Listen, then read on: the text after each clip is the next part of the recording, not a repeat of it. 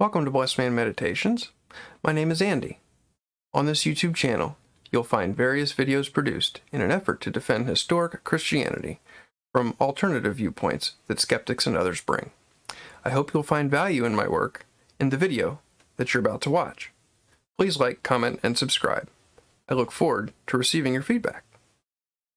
Today, on Blessed Man Meditations, we continue our look through Is God a Moral Monster? Making Sense of the Old Testament God, written by a man by the name of Paul Copan.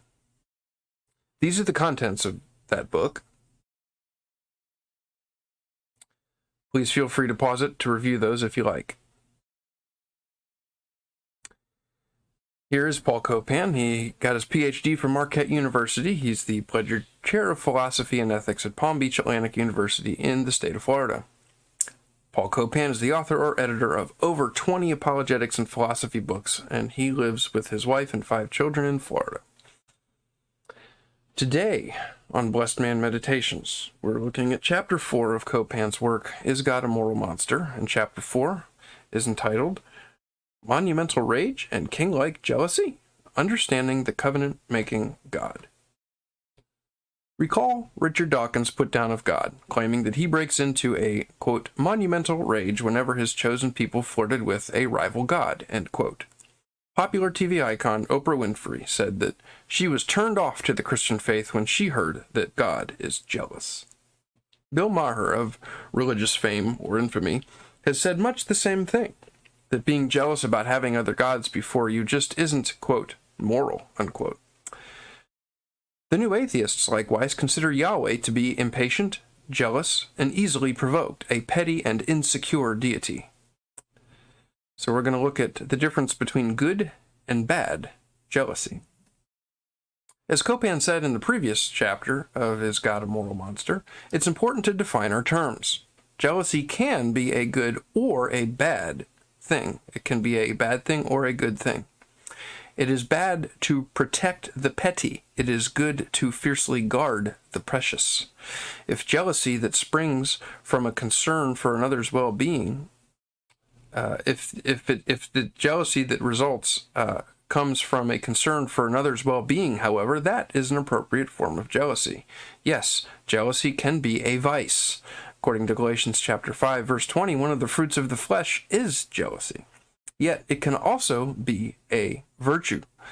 Godly jealousy is a virtue. Paul wrote the Corinthians in his second inspired epistle to them, and he said that he was jealous for the Corinthians with a godly jealousy because he betrothed them to Christ, that he might present them as a pure virgin. Paul was concerned for the well-being of the Corinthians. Paul's jealousy did not spring from hurt pride or self-concern.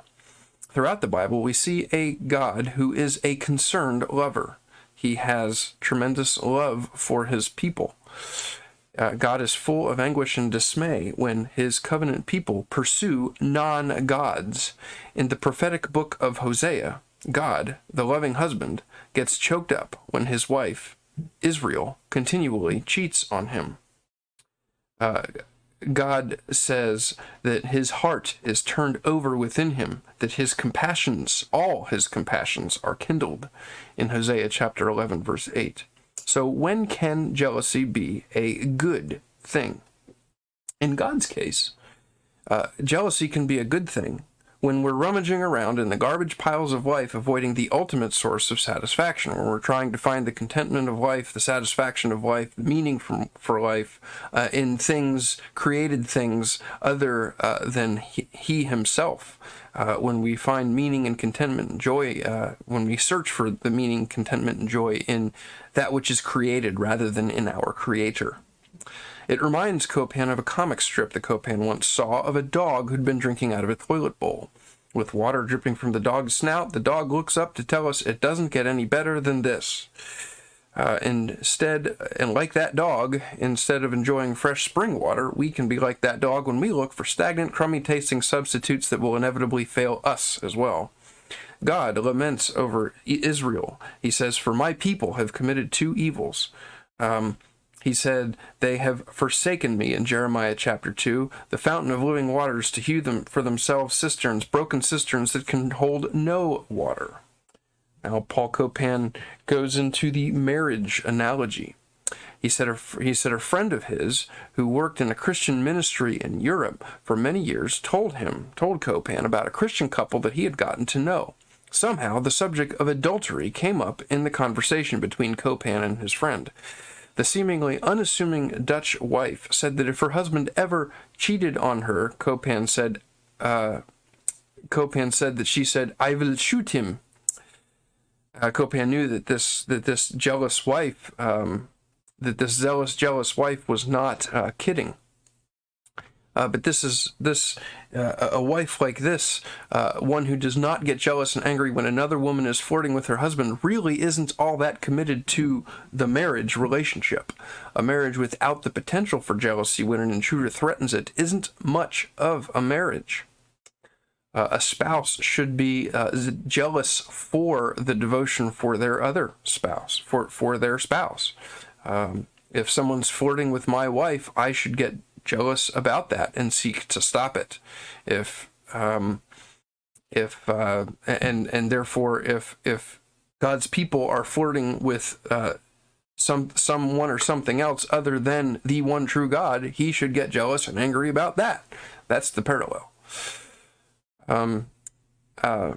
Outrage, pain, anguish. These are appropriate responses to such a deep violation. God isn't some abstract entity or impersonal principle, as Dawkins seems to think God should be. God is an engaging, relational God who attaches himself to humans. God desires to be their loving father and the wise ruler of their lives. In Israel's case, God's love is that of a passionate husband. We should be amazed that the creator of the universe would so deeply connect himself to human beings that he would open himself to sorrow and anguish in the face of human betrayal and rejection. God opened himself to repeated rejection from his people. He was continuously exasperated and injured by his people.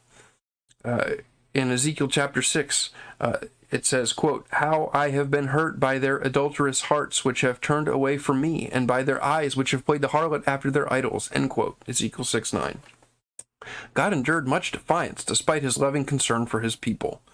In a quote from Isaiah in chapter 65, verses 2 and 3, it says, quote, "I have spread out my hands all day long to a rebellious people who walk in the way which is not good, following their own thoughts, a people who continually provoke me to my face," end quote. Spiritual adultery is no petty matter, despite what Richard Dawkins seems to think. Notice God's perspective of Israel's unfaithfulness in the prophet Ezekiel chapters 16 and 23. The scenarios described in Ezekiel 16 and 23 aren't exactly suitable for G-rated audiences.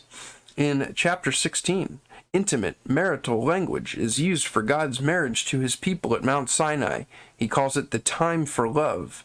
God entered a covenant with Israel so that, quote, "you became mine," so that Israel became his.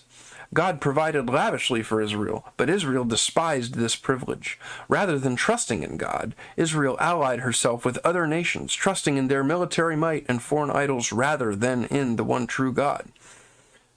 He said, quote, "But you trusted in your beauty and played the harlot because of your fame. You spread your legs to every passerby to multiply your harlotry." That is, I believe that was Ezekiel 16, verses 15 and 25 in that chapter. The previous slide says what chapter it came from. This graphic language expresses the deep betrayal in Israel's spiritual adultery and spiritual prostitution. We shouldn't be surprised that God wanted to wipe out Israel after the golden calf betrayal from Exodus chapter 32, where he says in verse 10 of Exodus 32, quote, "Let me alone that my anger may burn against them, that I may destroy them, and I will make of you, Moses, a great nation," end quote. This took place just after Israel vowed to attach herself to Yahweh at Sinai in Exodus chapter 4, verse 7.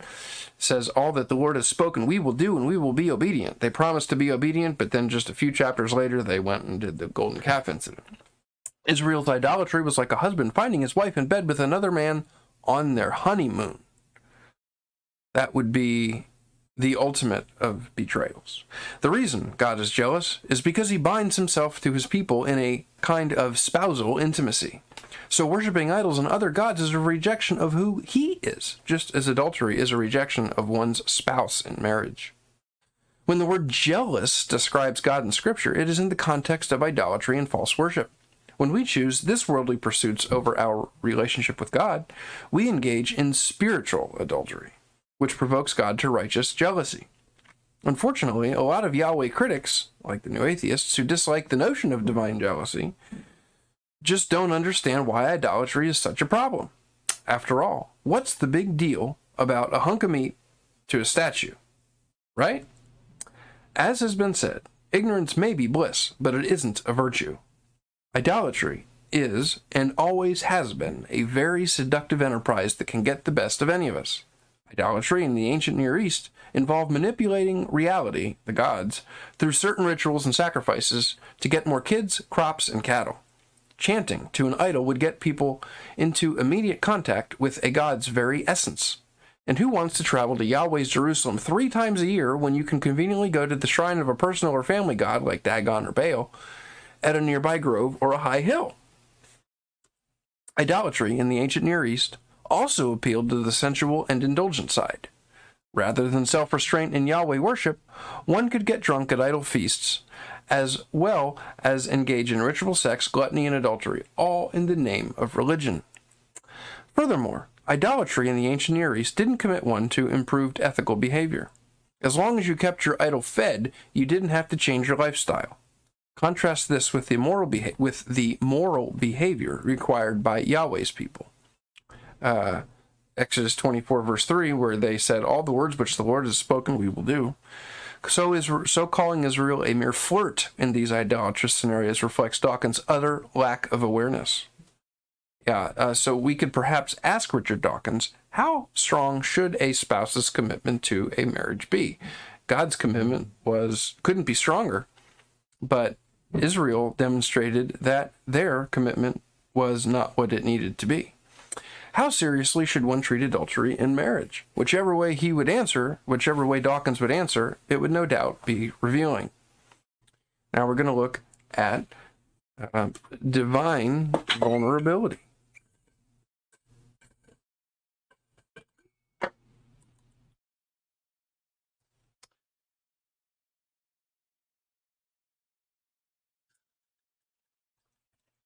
Throughout the Old Testament, God is not only passionately concerned for Israel, but also frequently in pain at Israel's rebellion and longing for reconciliation.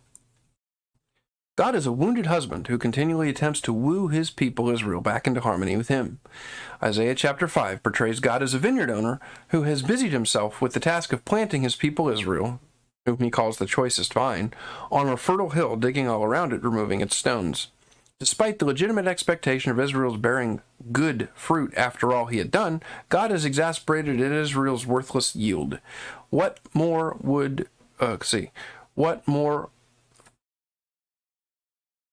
there to do for my vineyard have I not done it? Okay, that must be a typo, but he's saying, what more could I have done? Jeremiah similarly writes of God's planting Israel as a choice vine and faithful seed, but Israel rejects God. The same theme of God's legitimate expectation of repentance and righteousness from Israel is found in Zephaniah chapter 3, verse 7. God said, I said, surely you will revere me, accept instruction, so her dwelling will not be cut off to all that I have appointed concerning her. But they were eager to corrupt all their deeds, unquote. The psalmist articulates something similar. Quote, I, the Lord, am your God, who brought you up from the land of Egypt. Open your mouth wide, and I will fill it. But my people did not listen to my voice, and Israel did not obey me, end quote. Psalm chapter 81. Israel's continual faithlessness exasperates God. In Amos chapter 4, verses 6 to 11, God tries to get the attention of his people by sending plagues, famine, drought, and the like. But despite each divine attempt, the same line is uttered. God keeps saying, despite all his attempts to get them to reconcile to him, he says, yet you have not returned to me. Likewise, in Isaiah chapter 66 and verse 4, God says, I called, but no one answered. I spoke, but they did not listen. And they did evil in my sight, and chose that in which I did not delight, end quote. Again, in Ezekiel chapter 18, verses 23, 31, and 32, God asks, "Do I have any pleasure in the death of the wicked? Why will you die, O house of Israel? For I have no pleasure in the death of anyone who dies, therefore repent and live." End quote. This theme of divine vulnerability runs throughout the Old Testament, where God is presented as a wounded lover who is reluctant to bring judgment. Jealous implies vulnerability and the capacity to experience pain, not the pettiness of a power-hungry deity that's obsessed with dominating people, as is so tragically painted by the new atheists who were terribly mistaken. Amazingly, the disappointed husband of Israel only requires her repentance to restore the relationship. Now we're going to examine an anger that cares. Most Americans are familiar with Warner Sallman's Head of Christ painting. That's it. Warner Sallman's Head of Christ painting. This picture is commonly found in nursing home walls or on memorial cards given out at funeral homes. Sallman's portrayal is one of an easily caricatured, meek and mild Jesus. Though perhaps depicting his approachability and kindness toward children, such pictures can often leave us with a lopsided, sentimental impression of Jesus. No, the real Jesus was not only a friend of sinners and a welcomer of children, he was also a radical, a controversialist, a convicting, and even a frightening character. He is the Lion of the tribe of Judah, after all, according to Revelation chapter 5, verse 5. The head of Christ the painting called The Head of Christ is a far cry from the temple-clearing, storm-calming Jesus who evokes sometimes troubled, sometimes terrified responses. As it says in Mark chapter 4, verse 41, after he calmed the storm, "Who then is this that even the wind and sea obey him?" Speaking of the temple cleansing, we see genuine justified anger when Jesus drives out the money changers from the temple. We see that in Mark chapter 11, John chapter 2. I want to say it also happens in Matthew 21, possibly. They had turned a house of worship for God-fearing Gentiles into a place of noise, commercial gain, and nationalistic pride. In our age of pseudo-tolerant true for you but not for meism, we could use considerably more righteous anger at the world's injustices, greed, tyrannies, the lies, the spin, and our own proud, rationalizing hearts. And the various religious hucksters and exploiters of our day could stand to be driven out of the sphere of public influence. If we are not directly touched by any of the world's many sufferings, sadnesses, and oppressions, our response may be indifferent and apathetic, and a person's flare-up of anger will make us very uncomfortable. Yet anger is often the first indication that we care. The tragedy is that we're not angered, not shocked enough. Boy, if you're a parent, you know that's true.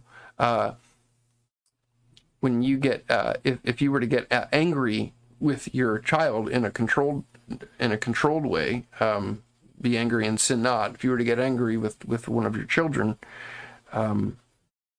they may misinterpret that as you not caring, but that's actually the opposite of the truth. The anger is often the first indication that we in fact do care. So the tragedy is that we're not angered or not shocked enough. Anger's not necessarily wrong, be angry and sin not. As it says, I believe that's the reference, Ephesians 4:26. Indeed, at times, anger is virtuous. The never-angered person, there's something wrong with them. They're morally deficient. The slow-to-anger person is the virtuous one. Yeah, maybe the 4:26 is the be slow to anger verse. The slow-to-anger person's better able to calm disputes or to listen well, but he also opposes injustice and tyranny. Likewise, God is frequently described as being slow to anger. As with jealousy, so with anger.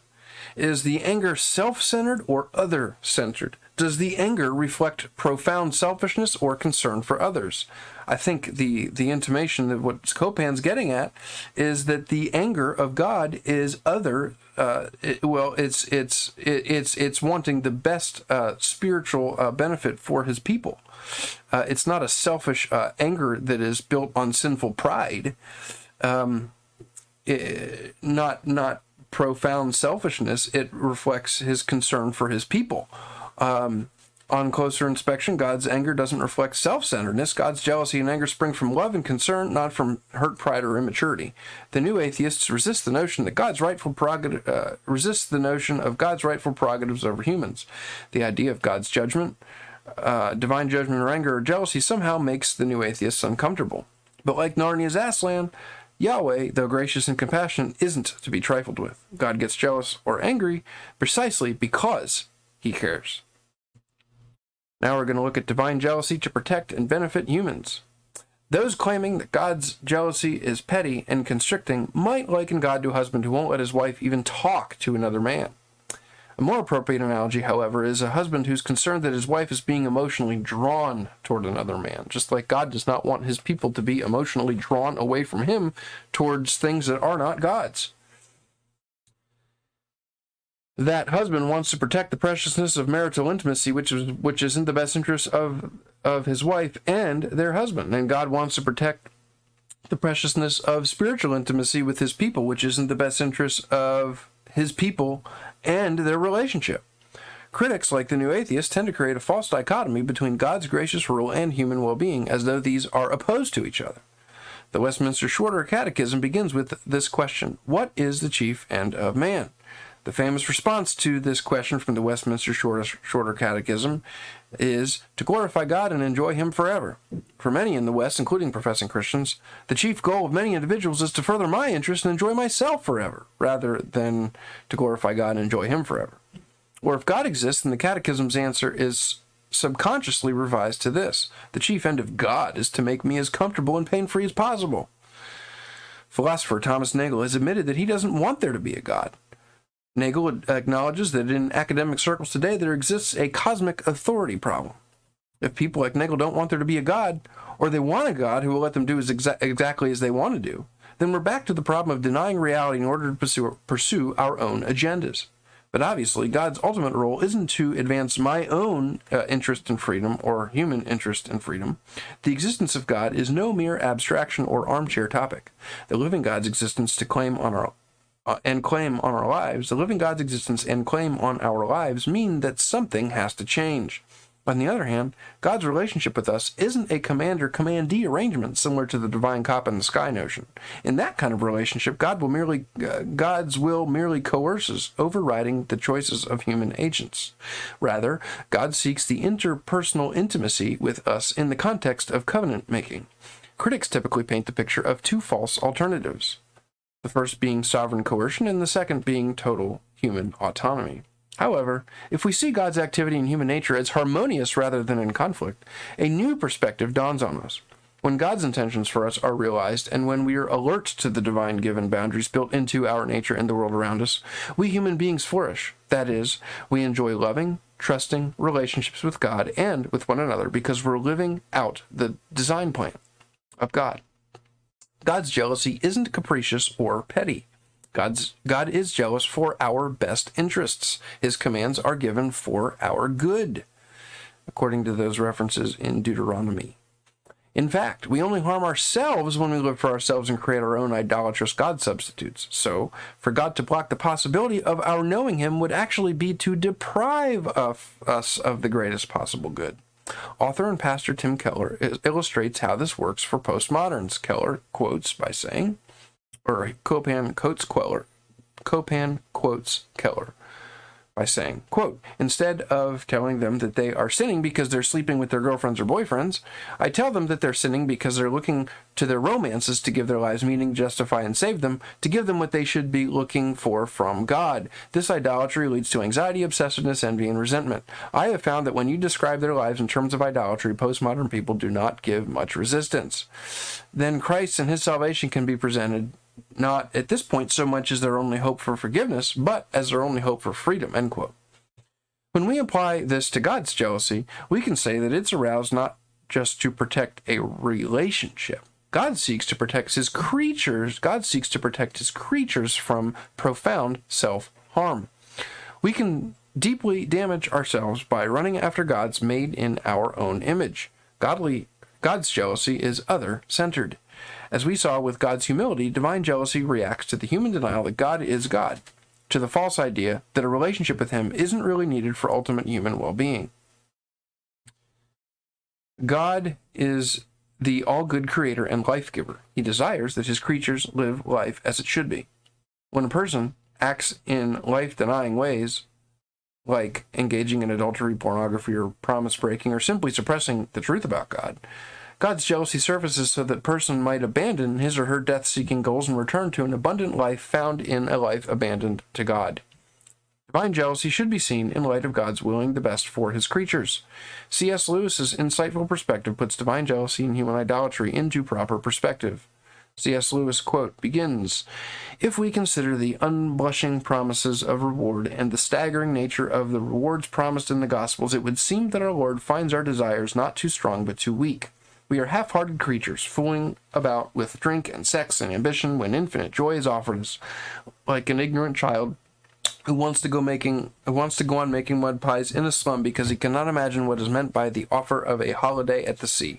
We are far too easily pleased." End of Lewis quote. So that is the end of this chapter, chapter 4, and Is God a Moral Monster?